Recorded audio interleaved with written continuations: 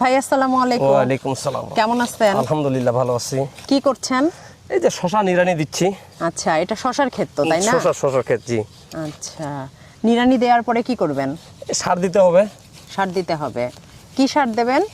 চালানি সার দেবে, সাথে ইউরিয়া, পটাশ, ফসফেট, আপনার দানাদার বীজ আছে, কিছু ভিটামিন আছে, জৈব সার দিতে হবে। আচ্ছা, কতদিন আগে এই শশা লাগাইছেন? শশা লাগাইছি 40 দিন আগে। 40 দিন আগে? জি, জি। কতদিন পর ফলন দেবে?